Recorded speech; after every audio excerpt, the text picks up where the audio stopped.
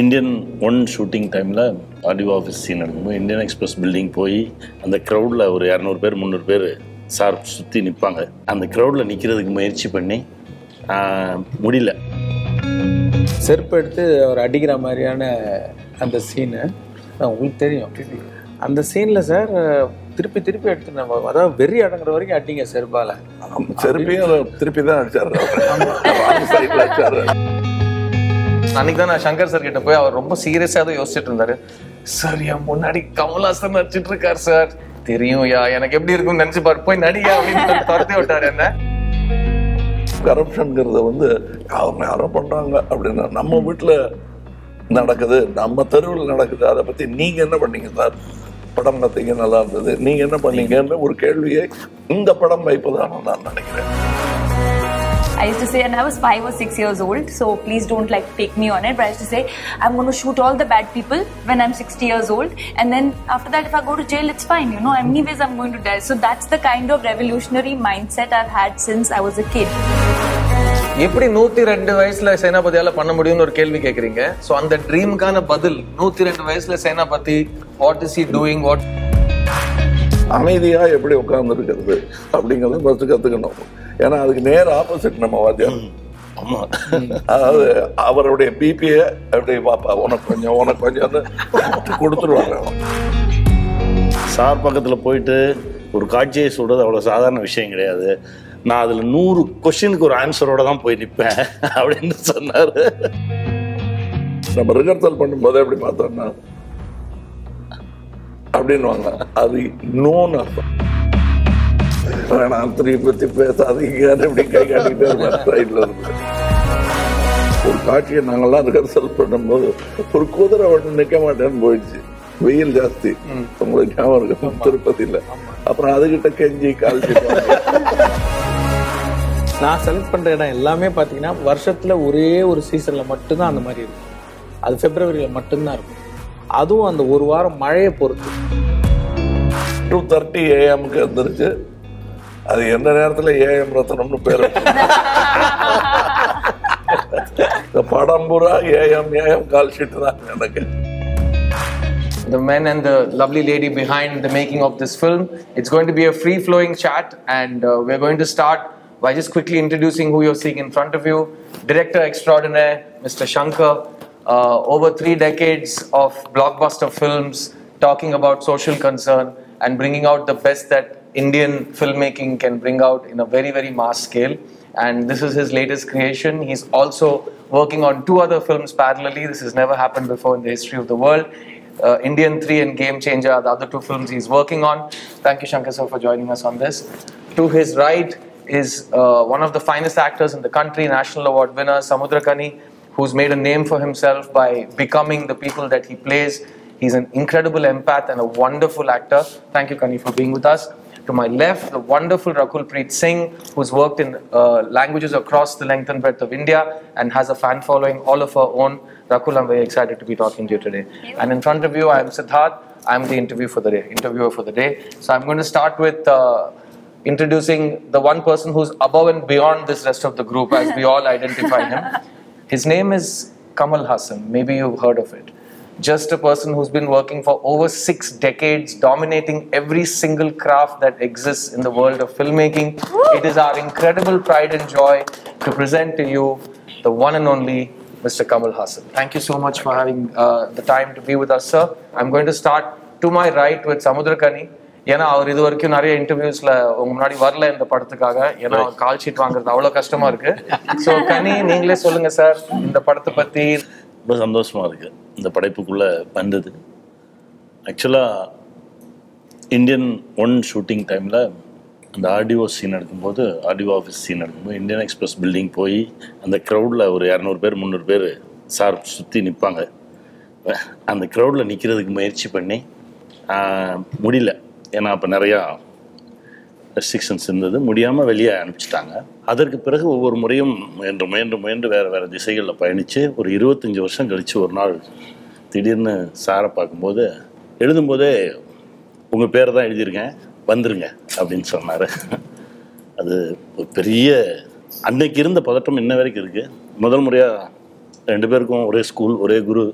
ஆனால் இப்போ தான் முதல் முறையாக பக்கத்தில் இருந்து பேசுவதற்கு அவரோட கெமிஸ்ட்ரி நான் எல்லா இடத்துலையும் சொல்லியிருக்கேன். கெமிஸ்ட்ரிங்கிறது ஒரு ஹீரோயினுக்கு மட்டும் இல்லை. ஏன்னா நிறைய பேர் லைஃப் லவ்வே அனுபவிக்காம கூட இருந்திருக்கலாம். ஆனால் யாருமே தகப்பன் பாசத்தை அனுபவிக்காம இருந்திருக்க மாட்டாங்க, அந்த ஃபீல் இல்லாமல் இருந்திருக்க மாட்டாங்க. ஸோ இந்த கெமிஸ்ட்ரி பயங்கரமா ஒர்க் அவுட் ஆயிருக்குன்னு நானே சொல்லிக்கிறேன். ஒரு முறை கட்டி பிடிக்கும் போது கூட அந்த சூடு கூட உணர முடியாது. அப்பா பிள்ளைன்றது. அப்புறம் உங்களை அடிக்கிற காட்சி வரும்போது என்னால் முடியல. சார் சொன்னார், ஒரு தடவை தானே அடிச்சிருங்களேன் அப்படின்னு சொல்லியே ஆகணும். லைக் செருப்பு எடுத்து அவர் அடிக்கிற மாதிரியான அந்த சீனு உங்களுக்கு தெரியும். அந்த சீன்ல சார் திருப்பி திருப்பி எடுத்து அதாவது வெறி அடங்குற வரைக்கும் அடிங்க செருப்பால. செருப்பையும் திருப்பி தான் அடிச்சாரு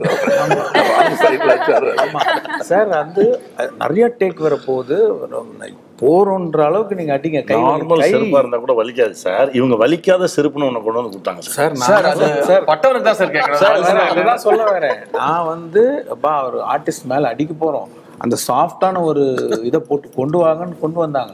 பட் அதுவே அவ்வளவு இதை அப்புறம் எடுத்து அடிச்சு பார்த்தா அவ்வளவுதான் இருக்கு. முதல்ல காமிச்சிக்கல இவரு, காமிச்சிக்கல. ஆனா போட்டு அடி அப்புறம் முடியல. ஒரு 7 டேக் அப்புறம் சார் எனக்கு ஒரு சின்ன ஏதோ சம்திங் எனக்கு பின்னாடி ஆக்சுவலா ஃபுல்லா பர்பிள் ஆயிடுச்சு, ஃபுல்லா ரத்தம் கட்டி இதாயிடுச்சு. ஆமா, ரகுல் கூடவே எனக்கு வந்து ஏதோ ஒண்ணு ஏற்கனவே எனக்கு லெஃப்ட் சர்ஜரி ஆயிருந்தது. அதுக்கப்புறம் தான் பண்ணது. No, I was there in that scene. Very you were there. And I remember there was a lot of crowd. இது ரொம்ப நல்ல விஷயம் தான், எல்லாருக்கும் தெரிஞ்சிருக்கு. நான் ரொம்ப சந்தோஷப்படுறேன், பெருமையாவும் இருக்கு. சில பேர் செருப்படி வாங்கி திருந்துவாங்கன்னு நம்புறாங்க, அப்புறம் நானும் நம்புறேன். அடுத்த கேள்விக்கு போயிடுவோம். Rakul, this is your first collaboration with all the people on this dais. Yes. And Indian வரப்போ கண்டிப்பா நீங்க பிறந்திருக்க மாட்டீங்க, அப்படியே மெயின்டைன் பண்ணிப்போம். So Indian too. You were not born, I was saying, when that film came out. I'm keeping your screen age alive. Okay, thanks, so thanks, tell me how did it feel to get a call from Shankar sir in a film being headlined by Kamal sir? I remember when I first got the call for Indian 2 from Shankar sir's office, my first reaction was, I'm doing this film because I feel like there are very few films in the history of Indian cinema which go on to become legendary films. Like today, after 28 years also, you remember the kind of impact Indian had. Some are great films, some are impactful films, and Indian was both. Right, and I feel like for me, just being a part, who would have thought, I mean, when I watched the film, that I would star in the sequel one day. And for me, it was just a dream come true. I've said it in other interviews also, but now that I'm sitting in front of all of you, I'll say that, you know, it was like a dream to work with Kamal sir, to share screen space with him and Shankar sir's film. I don't think I could have asked for anything more. And yeah, you're also nice only. Thank you. Illa, but Rakul சொன்னதுக்கு I'll add one more thing. நாங்க செட்ல பேசியிருக்கோம். Rakul and I have asked each other, can you believe we are acting in a scene with Mr. Kamal Haasan? Because you know, தூரத்துல இருந்து எல்லாருமே அவர் வந்து ஒரு institution, ஒரு ஐகானிக் கிரியேட்டரா பார்த்திருக்கோம், ஒரு ஆக்டரா பார்த்திருக்கோம். அவர் கூட நடிக்கிறது நாங்களே நம்ம ஒரு நம்பிக்கையே வரல. I remember the first time when we were shooting with sir, we were so smitten by his that whole prosthetic and the way he was. It was Chennai heat, summer. Remember, we were sweating and then he was melting. He was melting, and we were discussing about the prosthetic with him. So I think, like, I mean, it's a blessing to be a part of Indian 2. அவங்க சொன்ன அந்த first day ஷூட்டிங்ல தான் என்னையே அறியாம ஒரு உள்ளுக்குள்ள இருந்து ஒரு பார்த்த விழி பார்த்தபடி நல்லா கையில் லட்டு வச்சுட்டு கமல் சரை பாக்குற மாதிரி ரசிக்கிற ஒரு சீன் நான் உணர்ந்தேன். அண்ட் அன்னைக்கு தான் நான் சங்கர் சார் கிட்ட போய் அவர் ரொம்ப சீரியஸா தான் யோசிச்சுட்டு இருந்தாரு. சார், என் முன்னாடி கமல்ஹாசன் நடிச்சிட்டு இருக்காரு சார், தெரியும் யா, எனக்கு எப்படி இருக்கும்னு நினைச்சு பாரு, போய் நடிகா அப்படின்னு துரத்தி விட்டாரு என்ன. நான் மறக்கவே மாட்டேன் அதை. And Shankar sir, coming to you, உங்களோட எந்த படைப்புமே நீங்க ஜஸ்ட் லைக் தட் பண்ணது கிடையாது. அண்ட் அது ஜஸ்ட் லைக் தட்டும் ரிசீவ் ஆனது கிடையாது. அதுக்கு ஒரு ஆழம் இருக்கும், அதுக்கு ஒரு ப்ரிப்பரேஷன் இருக்கும். யாருமே தொட முடியாத உச்சத்தை தொடணுங்கிற ஒரு ஆசையில நீங்க எல்லா படங்களையும் எடுத்திருக்கீங்க. That makes you the legend that you are. How is Indian 2, Indian 3, கொஞ்ச நேரத்துக்கு Indian 3 பத்தியே பேசக்கூடாது சார். இப்போ வந்து நம்ம Indian 2 அந்த டாபிக்லயே இருக்கோம். Indian 2 உங்களோட மற்ற படங்களோட ஃபர்ஸ்ட் ஸ்டெப் எடுக்கிறப்போ எந்த விதத்துல ஒரு டிஃபரன்ஸ் சார் அந்த ப்ராசஸ்ல? பார்ட் 1 எடுத்துட்டு, ஐ மீன் அப்போ பார்ட் 2 எடுக்கிற ஐடியா இல்லை, இந்தியன் தான். அது முடிச்சுட்டு ஒரு 4-5 வருஷம் கழிச்சு எப்போ நியூஸ் பேப்பரை ஓப்பன் பண்ணாலும் இல்லை, அதில் வந்து இங்கே அவங்க லஞ்சம் வாங்கினாங்க, இங்கே பிடிபட்டாங்க, இவங்க லஞ்சம் வாங்கினாங்க, அந்த நியூஸ் வந்து டெய்லி வந்துகிட்டே இருக்குது. அந்த மாதிரி நியூஸை பார்க்கும்போதெல்லாம் நம்ம மைண்டில் வர்றது சேனாபதி கேரக்டர் தான், இந்தியன் தான் சட்டுன்னு ஒன்று ஞாபகம் வரும். அப்படின்னு அந்த ஃபீல்டு வந்து இருக்குது. ஆனால் அது ஒரு கதையாக கன்வெர்ட் ஆகலை.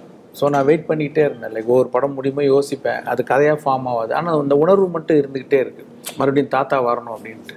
ஸோ ஸோ எங்கே வரப்போகிறாரு, எப்படி வரப்போகிறாரு, வந்து என்ன பண்ண போகிறாருன்றது அந்த ஒரு கதையாக விரியல. அது அப்படியே வெயிட் பண்ணிகிட்டே இருந்தேன். அப்புறம் தான் புரிஞ்சுது எது இது பண்ணக்கூடாதுன்னு முதல்ல டிசைட் பண்ணணும் அப்படின்ட்டு. ஒவ்வொன்றா இது பண்ணக்கூடாது, இது பண்ணக்கூடாது, இது பண்ணக்கூடாது தள்ளிட்டு வரும்போது ஒன்று ஃபார்ம் ஆச்சு. ஒரு ஸ்டோரி ஒரு 2.0 டயத்தில் ஃபார்ம் ஆச்சு.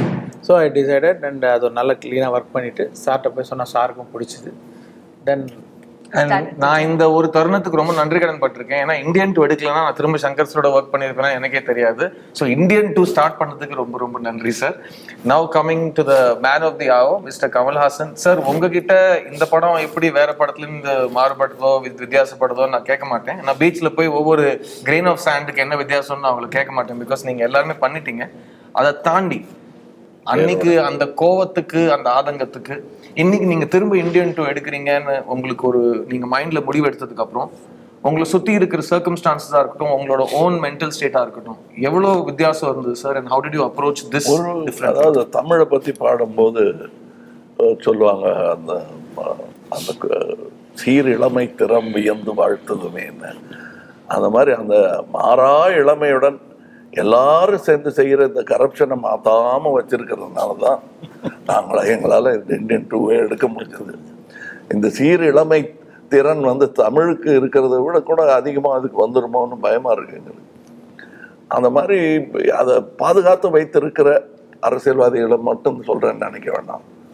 நாம் எல்லாருமே இப்போ கேமராவில் திரும்பி இந்தியன் 1ல் இப்படி கை காட்டுறாரு, அது இப்படியும் காட்டிக்கலாம், இப்படியும் காட்டிக்கலாம். இப்போ அதுதான் we are refusing to take the responsibility of corruptionங்கிறத வந்து அவங்க யாரோ பண்ணுறாங்க அப்படின்னா நம்ம வீட்டில் நடக்குது, நம்ம தெருவில் நடக்குது, அதை பற்றி நீங்கள் என்ன பண்ணீங்க சார்? படம் பார்த்தீங்க நல்லா இருந்தது, நீங்கள் என்ன பண்ணீங்கன்னு ஒரு கேள்வியை இந்த படம் வைப்பதாக நான் நினைக்கிறேன். முதல் படத்தில் அது அவர் அவ்வளோ அழுத்தி வாசிக்கல, இதுல அடி ரீங்காரத்தோட சாப்போட அடிச்சிருக்காரு. அதோடைய ஒரு ரிஃப்ளெக்ஷன் தான் அந்த செருப்படி. அது டயலாக்லயும் வருது. இதுல பல பேரோட கலந்தால வச்சிருக்காரு. அதெல்லாம் இந்த படத்துக்கு பதில் சேர்த்திருக்கிறது. அதாவது பல பேர்னா இப்ப பழைய வித்வான்கள் துரோணர்களை எல்லாம் கூப்பிட்டு உட்கார வச்சு அவங்க கிட்ட அறிவு தானம் பெறுவதல்ல, இளைஞர்களை கூப்பிட்டு வச்சு உட்கார வச்சு சமமா இவரை விட இளைஞர்கள், அதுதான் ரொம்ப முக்கியம். அது பண்ணதுனாலதான் இன்னைக்கு என் தலைமுறைக்கு முன்னாடியும் ஆள் இருக்காங்க, என் தலைமுறைக்கு பின்னாடியும் சமுத்திரக்கடை மாதிரி ஒரே ஃபேமிலியில இருந்து வெளியே வர்றாங்கன்னா அதுக்கு காரணம் அதுதான். நாங்க 2 பேரும் சந்திச்சதே கிடையாது. அது மாதிரி ஹலோ அவ்வளவுதான் சொல்லுவோம். ஆனா 2 பேருக்கும் ஒரே அப்பா தான். நீங்களும் சொல்லல. அதுக்கு அந்த கேபி சார் மாதிரி இருக்கணும்னு பேசுவாங்க, செய்ய மாட்டாங்க. ஏன்னா சின்ன பசங்க எப்படி பேசுவாங்களோ அப்படின்றதுக்கு முன்னுதாரணமா நானும் இருக்கேன், நீங்களும் இருக்கீங்க. அதனால பயப்படுவாங்க கொஞ்சம், ஏதோ அதிக பிரசித்தரம் பண்ணுவாங்க. ஆனா அதை பத்தி எல்லாம் யோசிக்காம எத்தனை 2 பேரா 3 பேர் ஒர்க் பண்ணிருக்காங்க உங்க கூட. இதுல ஜெயமோகன், கபிலன், ஒவ்வொரு லாங்குவேஜுக்கும் அந்த மாதிரி யூஸ் பண்ணிருக்காரு. That is the only way industry will grow. இந்த பழைய ஓல்டு கேக்ஸ் அப்படிங்கிறது நீங்கணும்னா இந்த மாதிரி பெருந்தன்மை வரணும். இதை நான் வேற எந்த இன்டர்வியூன்னு சொல்லலை. அது இது very important. So wherever it is, people think it is a very tight knit industry and it's very difficult. He said that in a 200 crowd he was trying for an opportunity to be one among the junior artists in the crowd. He didn't get an opportunity. Then he wrote his name first. There's a Hindi proverb, dane dane pe likha hai khane wale ka naam. And நம்ம சாப்பிட்ற ஒவ்வொரு அரிசியிலையும் நம்ம பேர் எழுதியிருக்குன்னு ஒரு பழமொழி இருக்கு. அந்த பேரை எழுதிட்டாரு அவர். அப்படி எழுதினதுனால்தான் நீங்க ஒர்க் பண்றீங்க. அந்த மாதிரி ஆட்கள் இருக்கணும் இண்டஸ்ட்ரியில. அப்ப இதை பார்த்துட்டு இருக்கிறவங்கள எத்தனை பேர் இந்த மாதிரி இன்டர்வியூ கொடுக்க போறாங்களோ அதை நான் நினைச்சு பாக்குறேன். நான் சில பேர் கேள்வி கேட்குறாங்க, வந்து லஞ்சம் மாதிரி விஷயங்கள்லாம் இப்போ ஒரு பெரிய விஷயமே இல்லையே, அப்போ ஒரு 25 வருஷத்துக்கு முன்னாடி இருந்தது. இப்போ எல்லாரும் அந்த ஒன்றும் பெரிய விஷயமா அது ரொம்ப ஆபத்தானதை நான் ஃபீல் பண்றேன். செமிச்சிட்டாங்க சார். ஆமா இல்ல ஆமா ஜீரணம் பண்ணிட்டாங்க. அதுல இன்னொரு விஷயம் நான் திருப்பியும் அடிப்பேன். அது இந்த போர்டை எப்படி வேணா திருப்பி விளையாடலாம், கேரம் போர்டு மாதிரி. காந்தி காலத்துல எல்லாம் யார் சொன்னா அப்ப வாங்கலன்னு? காந்தியை விட்டுருங்க, அந்த மாதிரி ஒரு 100 பேர் தற்கொலைக்கே ரெடியா அரசியல் இறங்கினவங்க தான் அவங்க. இன்னைக்கும் அப்படிதான் இருக்கு அரசியல். ஒரு லிரிக் கூட வரும் சார், சாரி டு இன்டரப்ட், அநியாயம் பழகிடுச்சேன்னு ஒரு லிரிக் வருது, come back Indian song. So அந்த மாதிரி எல்லாம் சார். ஒரு கவர்மெண்ட் ஆஃபீஸ் போனோம் அப்படின்னா அப்பாவே பையன்கிட்ட காசு கொடுத்து அனுப்புறாரு சார். நீ அங்கே போய் பியூன்ட்டு அதை கொடுத்தேன்னா இது நடந்துடும், இங்கே நீ அவங்க கொடுத்துருவாங்க. ஏன்னா இது பழகிட்டாங்க, இதை ஒத்துக்கிட்டாங்க அவங்க. ஆல்சோ சினிமா கூட அதை திரும்ப திரும்ப சொல்லி அது ஒரு ஜோக் மாதிரி ஆக்கிட்டாங்க. தொட்டில் முதல் தொடுகாசு மட்டும் எங்கெல்லாம் இல்ல அப்படின்றதுல எல்லாரும் இந்த ஆடியன்ஸ் சிரிப்பாங்க. அப்புறம் அது பழைய ஜோக்காயி அது சிரிக்காம கூட விட்டு இந்த அளவுக்கு லஞ்சம் நம்ம கூட அப்படியே காத்து மாதிரி கலந்துருச்சு. உருவின்றி உலகாளும் காற்றே போல் நம்ம ஆளும் லஞ்சம். For you, Rakul, you know that corruption is still a burning issue in India, and this new generation thinks that why are we making films about corruption?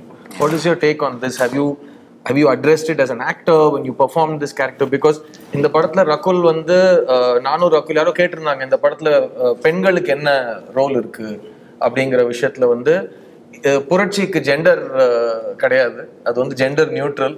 So போராடும் போது நீங்கள் ஆனா பெண்ணான்னு யோசிக்காம நமக்கு போராட தோணும். அதுதான் புரட்சியோட முக்கியமான ஒரு விஷயம்.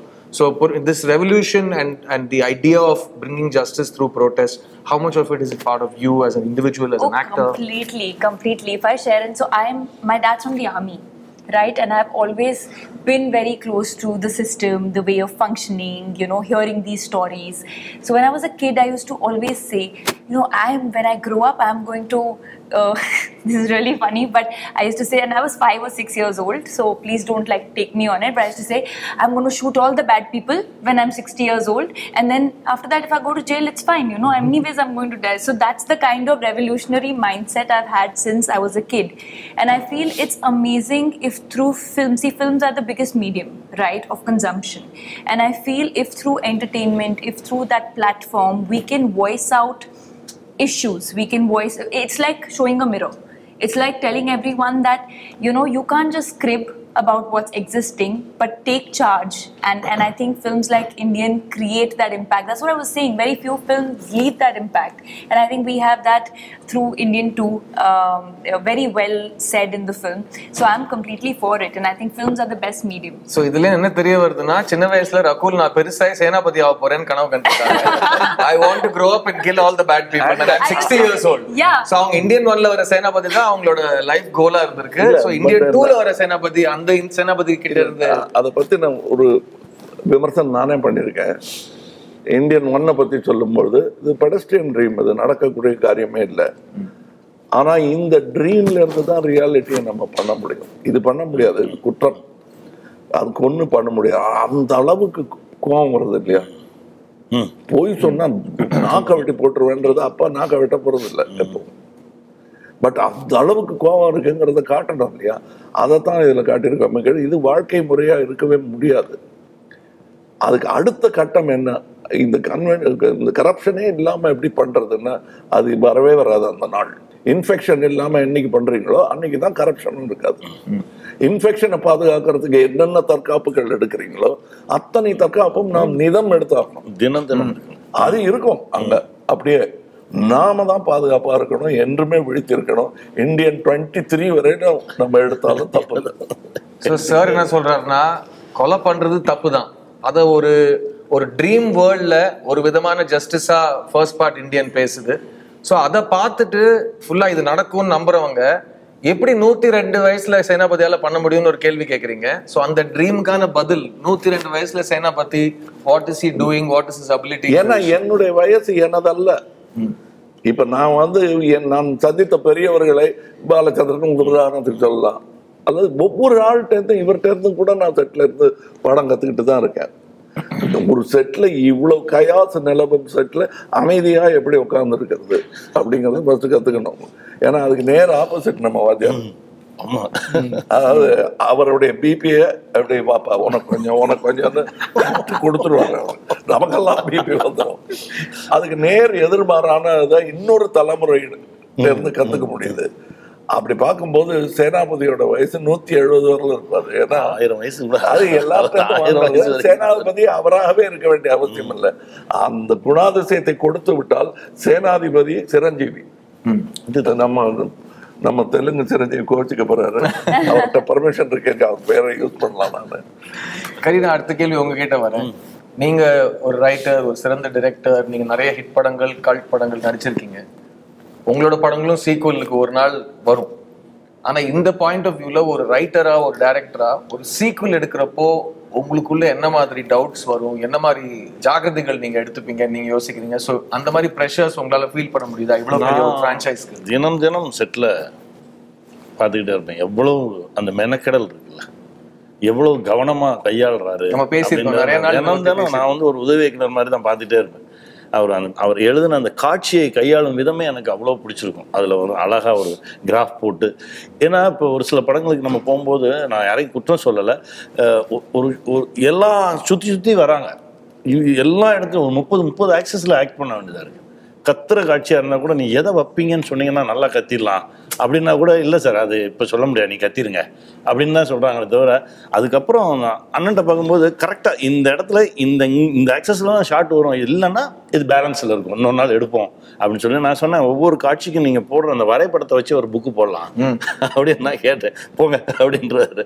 அது அவ்வளவு நேர்த்தியாக அந்த கையாண்ட விதங்கள், இதற்கான ஆய்வு, எப்போ எந்த விஷயம் கேட்டாலும் அதற்கு சரியான ஒரு பதிலோட இருக்கிறது இருக்குல்ல. ஒரு முறை என்கிட்ட சொன்னார், சார் பக்கத்துல போயிட்டு ஒரு காட்சியை சொல்றது அவ்வளவு சாதாரண விஷயம் கிடையாது, நான் அதுல 100 கொஸ்டினுக்கு ஒரு ஆன்சரோட தான் போய் நிற்பேன் அப்படின்னு சொன்னாரு. ஏன்னா ஒரு கேள்வி கேட்கும்போது அதற்கு சரியான பதில் சொல்லிட்டோம்னா அதுக்கப்புறம் திரும்ப நம்ம மேல நம்பிக்கை வந்துடும்ல. அதற்கு தான் ஒவ்வொரு இயக்குனருமே போராடுவது. அதான் சொல்லுவார், இப்போ ஒரு 100 கொஸ்டின் நானே கேட்டு 100 ஆன்சர் நானே ரெடி பண்ணி வச்சுட்டு எல்லாத்துக்கும் தயாரா போய் நிற்பேன். எனக்கு இதெல்லாம் தான் அண்ணங்கிட்ட இருந்து எடுத்துக்கிட்டது. அவர் சொல்றது பார்த்தா ஒன்று தோணுது சார், அந்த காலத்துல நீங்க இந்தியன் 1 எடுக்கிறப்போ செட்ல நிறைய பேருக்கு, முக்காவாசி பேருக்கு நீங்க என்ன எடுக்கிறீங்கன்னு ஃபுல்லா புரிஞ்சுக்கிறதுக்கு வாய்ப்பே கிடையாது. பிகாஸ் உங்களையும் கேமராமேனையும் தவிர யாருமே ஆக்சுவலா படத்துல வரப்போற அந்த மேஜிக்கை மைண்ட்ல பார்க்கல. இப்போ நம்ம எடுக்கிற படங்கள்ல செட்ல இருக்கிறவங்க எல்லாருக்குமே மானிட்டர் தெரியுது, அவங்க எல்லாருமே கருத்து சொல்ற, ஒரு கரெக்ஷன் சொல்ற ஒரு மூட்ல இருக்காங்க. ஆடியன்ஸ்ல சின்ன பசங்களுக்கு விஎஃப்எக்ஸ்னா என்னன்னு தெரியுது, ப்ராஸ்தட்டிக்னா என்னன்னு தெரியுது, அவங்களும் ரீல்ஸ்ல பேட்டை கிளப்பிட்டு இருக்காங்க. இந்த சேஞ்ச் ஆஃப் ப்ராசஸ்ல உங்களோட ப்ராசஸ் இவ்வளவு இன்புட்ஸ் வர்றப்போ நீங்க உங்களை எப்படி ப்ரொடெக்ட் பண்ணிக்கிட்டு உங்களோட விஷனை ப்ரொடெக்ட் பண்றீங்க? இல்லை, அதை மைண்டில் எடுத்துக்க வேண்டியதுதான். ஏன்னா இப்போ சோஷியல் மீடியா வந்துருச்சு. இப்போ இந்த ஜெனரேஷன் எதை லைக் பண்ணுறாங்க, அவங்க எப்படி ரியாக்ட் பண்ணுறாங்களோ நம்ம சுற்றி பார்த்துட்டு, நம்ம வீட்டில் பசங்க இருக்காங்க, ஸோ அவங்களெல்லாம் ஸ்டடி பண்ணிக்கிட்டே இருக்காங்க. அதுவும் சேர்ந்து தான் ஸ்கிரிப்டுக்குள்ளே வரும். முன்னெல்லாம் நாடக நடிகர்கள்லாம் கூட சொல்லுவாங்க, உங்களால் சினிமாக்காரங்களுக்கு இதெல்லாம் தெரியவே தெரியாது, you will never enjoy the live பர்ஃபார்மன்ஸோட ப்ளஷர் உங்களுக்கு தெரியாதுன்னு. கிட்டத்தட்ட அந்த 2 கூட மீட் பண்ணுற தருணத்துக்கு வந்துட்டோம். கிட்டத்தட்ட லைவா என்ன சொல்றாங்கிறது ஒரு காட்சியை சொன்ன உடனே அப்ளாஸும் வருது, கமெண்ட்டும் வருது, கிரிட்டிசிசமும் வருது. இதை வைக்கலாமே வேணாம்ங்கிற டிசிஷன் பண்ற அளவுக்கு கூட டைம் இருக்கு. இட்ஸ் பட் எல்லாத்துக்கும் கேட்டு பயந்துகிட்டு சொல்லிட்டு இருந்தோம்னா கவிதையும் வராது, கனவும் வராது, படமும் வராது, கதையும் வராது. கரெக்ட். கமல் சார், 6வது வயசுல இருந்து ஒரு விஷயம் பண்ணீங்கன்னா நீங்க வந்து ஃபுல்ஃபில்டா பண்ணிருக்கீங்க, அது ஒரு எக்ஸலண்ட் ஸ்டேஜுக்கு எடுத்துட்டு போயிருக்கீங்க. ஸோ உங்களால் பண்ண முடியாததுங்கிற விஷயங்கள் அது உங்களுக்கு மட்டும்தான் தெரியும், the challenges that you want to accept. இப்போ நீங்கள் சங்கர் சாரோட இமேஜினேஷனில் சீனோ, ஸ்கிரிப்டோ, ஒரு படத்தோட கதையோ கேட்குறப்போ உங்களால் ஒரு விஷயம் பண்ண முடியுமான்னு நீங்கள் யோசிக்கிறீங்களா, இல்லை எதுவாக இருந்தாலும் பண்ணலான்னு இறங்கி அடிக்கிறீங்களா? ப்ராசஸ் ஏதாவது மாறி இருக்கா? கண்டிப்பாக ஆரம்பத்துலேருந்து என்ன யார் பண்ணலாங்கிறது வந்து முக்கியமாக மானிட்டரை பற்றி சொல்லுவாங்க. இப்போ இந்த படத்தில் மானிட்டருங்கிறது வந்து நீங்கள் ரஷ் பார்ப்பீங்களா அப்படின்னு கேட்குற மாதிரி தான். பார்ப்பேன் சார், ரெடியாக காட்டினாங்கன்னா வசதி இருந்தால் எடிட்டட் இது பார்ப்பீங்களான்னு. எல்லா நடிகரும் எடிட்டட் லெங்க்த் பார்க்க முடியுமா? அந்த மாதிரியே வளர்ந்தவன் நான். இப்போவும் நான் அதே டிசிப்ளினில் தான் இருக்கேன். நான் பார்க்குற மானிட்டர் எனக்கு எத்தனை காலம் ஆனாலும் மாறவே மாறாது. அது டைரக்டருடைய கண்ணு, டெக்னீஷியன்ஸுடைய கண்ணுங்கள் தான். அதில் தெரிகிற ரிஃப்ளெக்ஷன் கொஞ்சம் நம்ம ரிஹர்சல் பண்ணும்போதே எப்படி பார்த்தோம்னா அப்படின்வாங்க, அது நோன்னு அர்த்தம். அவங்க நம்ம கிட்ட கனிவா இருக்காங்கன்னு அர்த்தம். இன்னொரு வாட்டி பார்க்கலாம் அப்படின்னாங்கன்னா நோ அப்படின்னு சொல்றாங்கன்னு அர்த்தம். அதை புரிஞ்சுக்கணும். அதுதான் எனக்கு மானிட்டர். அதனால நான் ரிஹர்சல் பண்ணிட்டே இருப்பேன். போயிடலாமே, டேக் போயிடலாம், மேக்கப் புரிஞ்சிட போது எல்லாம் சொல்லுவாங்க. அந்த வேஷம் கலையிறதுக்கு நான் அதாவது நான் ப்ரிப்பேர்டு இல்லைங்கிற வேஷம் கரைஞ்சிடக்கூடாதுங்கிற பயம் தான் எனக்கு ஜாஸ்தியே தவிர செய்யக்கூடாது செய்ய முடியாதுங்கிறது எங்களுக்கு தெரிஞ்சே ஆகணும். அதுவும் ஆடியன்ஸுக்கு அது தெரியவே கூடாது. இவனால இது செய்ய முடியாது, இருந்தாலும் தைரியமா செஞ்சிருக்கான்னு அவங்க நினைச்சிட்டாங்கன்னா இந்த ஷோ இஸ் a failure. இந்த பையன்ட்ட இவ்வளவு இந்த குருவி தலையில இந்த பரங்காய வச்சிருக்கவே கூடாது அப்படின்னு ஆடியன்ஸ் சொல்லிட்டான்னு வச்சுங்க. அப்ப இந்தியன் கிடையாது. நான் இந்தியன் செய்யும் போது என்னங்க 40 வயசுக்கு உள்ள அப்படின்னு நினைக்கிறேன். நம்ம என்னல இப்ப வயசை பத்தி கவலையே இல்லை. 120ன்றாங்க, 106ன்றாங்க, நான் 126ன்றேன். அதை பத்தி பயம் இல்லை. But that is very important. எனக்கு முடியாதுங்கிறது எதுவுமே முடியாதுதான். காலையில் அலாம் வச்சு எந்திரிக்கிறது முடியாதுதான். முடியணும்னு நினைச்சா அதுக்கு அலாம் உதவி வேணும். ஆனால் அடிக்கிறதுக்கு முன்னாடி எந்திரிச்சிடும். அது வெவ்வேறு இடத்துல இருந்து வெவ்வேறு தொழில்நுட்ப இதுல அவங்க யூஸ் பண்ணியிருக்கிற டெக்னீஷியன்ஸ் எண்ணிக்கை. முந்தியெல்லாம் தியேட்டர்ல அவ்வளவு கூட்டம் இருந்தாலே போதும் படம் வெற்றின்னு சொன்ன அளவுக்கு செட்லயே இருக்கு. நீங்க ஆரம்பிக்கும் போதே 200 பேர்ல இருந்ததுல எனக்கு இடம் கிடைக்கலன்னு தானே சொல்றீங்க. சினிமால டிக்கெட் கிடைக்கல, நடிக்கிறதுக்கே டிக்கெட் கிடைக்கல. அந்த மாதிரி இருக்கக்கூடிய இடத்துல எத்தனை பேர் எத்தனை விஷயத்தை கவனிச்சுட்டு இருக்காங்க. அதெல்லாம் என்னுடைய ஸ்ட்ரென்த்தா நான் எடுத்துக்கிறதே கிடையாது. அவங்களுடைய ஸ்ட்ரென்த் எல்லாம் நான் யூஸ் பண்ணி பரிமளிக்கிறேங்கிறது தான் உண்மை. அது மாதிரி நிறைய டெக்னீஷியன்ஸ் இதுல வெவ்வேறு காட்சிகள் அதெல்லாம் நீங்க பார்த்து எப்படி எடுத்தாங்கன்னு ஆச்சரியப்படுறது தான் எங்களுக்கு சந்தோஷம். மேஜிக் ஸ்டேஜுக்கு பின்னாடி போகக்கூடாது. போனா கைக்கு பின்னாடி ஒளிச்சு வச்சிருக்கிற கார்டு, இங்க இருக்கிற விஷயம் எல்லாம் தெரியும். அதனாலதான் பதறாரு அவர் ஒவ்வொரு முறையும். வேணாம் பத்தி பேசாதீங்க அப்படி கை காட்டிக்கிட்டே சைட்ல இருந்து. சங்கர் சார், உங்ககிட்ட வரேன். உங்ககிட்ட இந்த படத்துல இல்ல எந்த படத்துலயும் ஒரு டெக்னீஷியன் சேர்றாங்கன்னா நீங்க என்ன பண்ண போறீங்கன்னு அட்லீஸ்ட் ஒரு யூகமோட வந்திருப்பாங்க. அதையும் தாண்டி நீங்க பிரம்மாண்டத்தையும் ஸ்கேலையும் அழுத்தத்தையும் ஒரு படத்துலயும் ஏத்திட்டு வரீங்க. இந்த படத்துல உங்க கூட ஒர்க் பண்ண டெக்னீஷியன்ஸ், பிகாஸ் சங்கர் சாரோட இமேஜினேஷன் அவரோட இமேஜினேஷனுக்குள்ள எல்லாரும் நம்பிக்கையோட கை வச்சு ஒவ்வொரு ஹெட் ஆஃப் டிபார்ட்மெண்ட்டும் அதை வெளியில எடுத்துன்னு அதை பெருசா ஓவர் 6 years டு ஃப்ரூஷன் கொண்டு வரும். ஸோ இந்த படத்துல ஒர்க் பண்ண தொழில்நுட்ப கலைஞர்கள் பிளஸ் நீங்க இது வரைக்கும் யூஸ் பண்ணாத டெக்னாலஜி இந்த படத்துல வாட் எக்ஸைட்டட் யூ, அதை பத்தி சொல்லுங்க. இல்லை, எல்லாருமே தான். இப்போ ரவிவர்மன் பார்த்தீங்கன்னா இப்போ அவர் ரொம்ப சூப்பராக லைட் பண்ணுவார், ரொம்ப ஃபாஸ்ட்டாக லைட் பண்ணுவார்.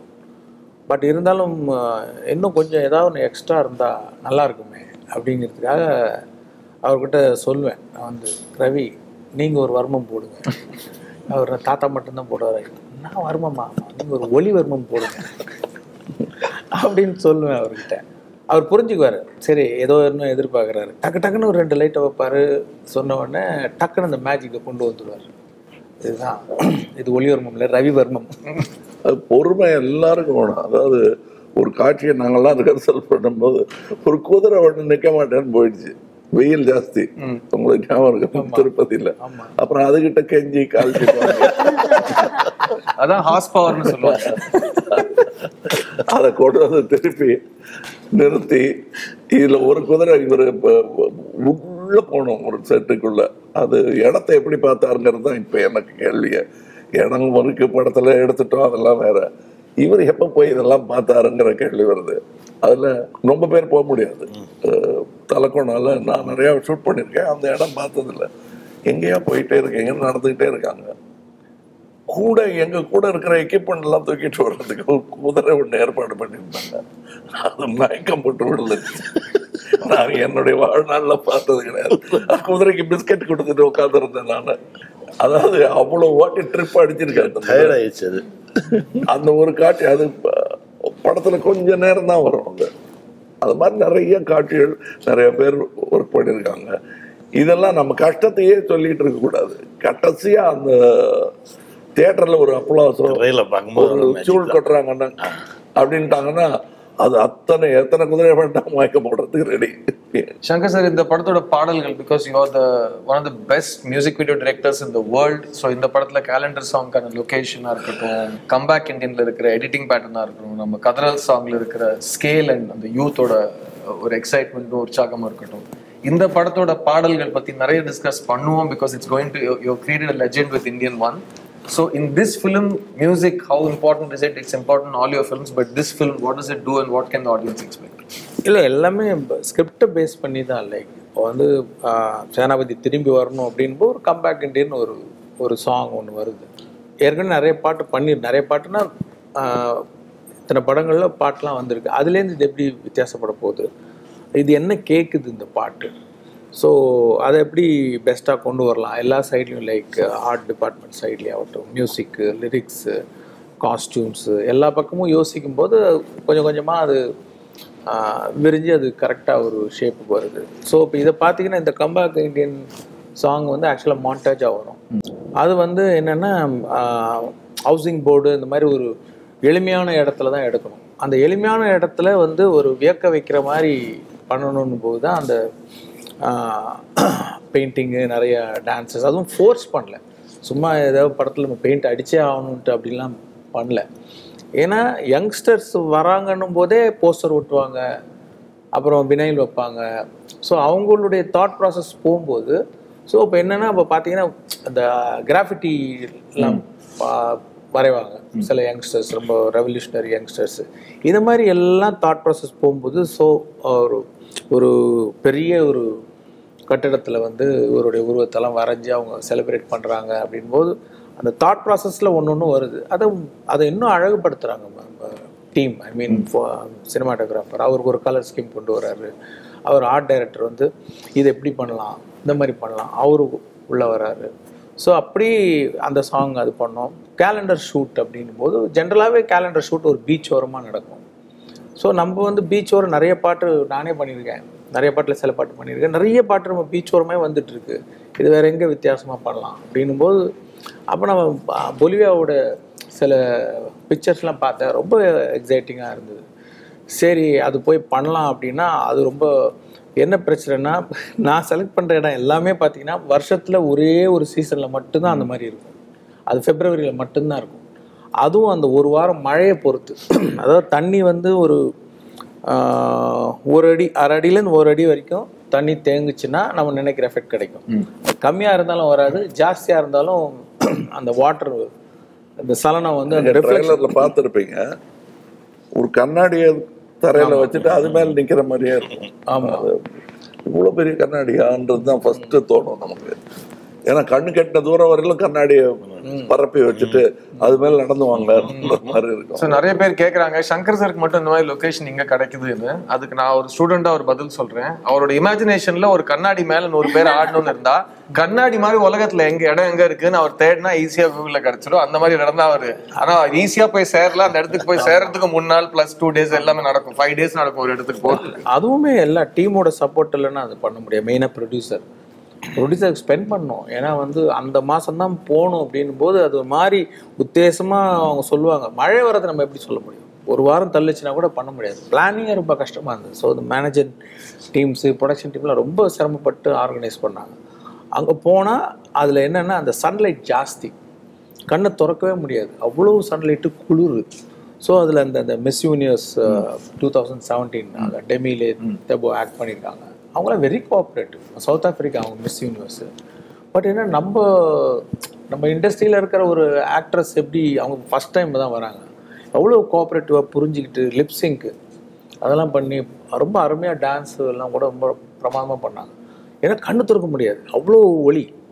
ஸோ எல்லாம் கூலிங் கிளாஸ் போட்டு அந்த மாதிரி சில ஷார்ட்ஸ் எல்லாம் எடுத்து குளிர் இவ்வளோ அதே மாதிரி அங்கே போய் சில ஆப்ஜெக்ட்ஸ்லாம் வைக்கணுன்னொன்னே ஒரு முத்துராஜ் சார் டிசைன் பண்ணி கொடுத்து அங்கே இருக்கிற ஒரு ஆர்ட் டைரக்டர் அதை எக்ஸிக்யூட் பண்ணி எல்லாமே ஒரு பெரிய டீம் ஒர்க் தான். அண்ட் இந்த டீம் ஒர்க்ல இப்போ Muthuraj sir is our production designer. Indian ஒன்ல இதே மாதிரி ஒரு ப்ரொடக்ஷன் டிசைனருக்கு ஒரு ப்ரொடியூசருக்கு இருக்கிற சிங்க்ல தான் அந்த அளவுக்கு ஒரு பிரம்மாண்டம் கிரியேட் ஆச்சு. AM Rathnam sir produce Indian one and Muthuraj Thota Tharani sir the great national award winning, he won a national award for Indian one. And அந்த மாதிரி இப்போ வந்து முத்துராஜ் சாரும் லைக்காவும் இருக்காங்க.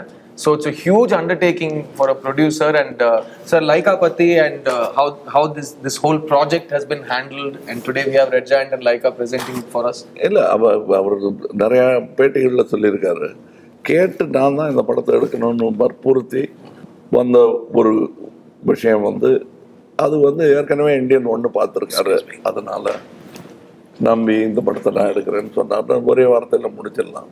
ஆனால் இந்த இந்தியன் எதிர்கொண்ட பல சிக்கல்கள், கோவிட் உள்பட, இத்தனைக்கும் நடுவில் நான் ஃபோன் போட்டு புரட்டு வாங்கன்னு வர்றது போக இந்த முடிவை எடுத்தால் தான் இதுக்கு என்ன பண்ணலாம் சொல்லுங்கன்னா, நீங்கள் 2 பேர் சேர்ந்து முடிவு எடுத்துருங்க. Stand by it. Stand by இட்டுங்கிறது வந்து வெறும் செக்கை எழுதி போடுறது இல்லை, அதற்கான பலன்களை அனுபவிக்கிறதுக்கு. எங்கள் பொலிவியாவா ஓகே, அது என்ன எத்தனை அது கேட்க மாட்டார், நல்லா வரும்ல அப்படின்னு. ஃபோட்டோ பார்த்தது இது மாதிரி இன்னும் வேற ஏதாவது இருக்கா நம்ம படத்துலன்னு கேட்குற அந்த உற்சாகம் வந்து பணத்தை விட முக்கியமான ஒரு விஷயம். நாங்கள் இந்த நேரத்தில் ஏஎம் ரத்னம் அவர்களை பற்றி பேசாமல் இருக்க முடியாது.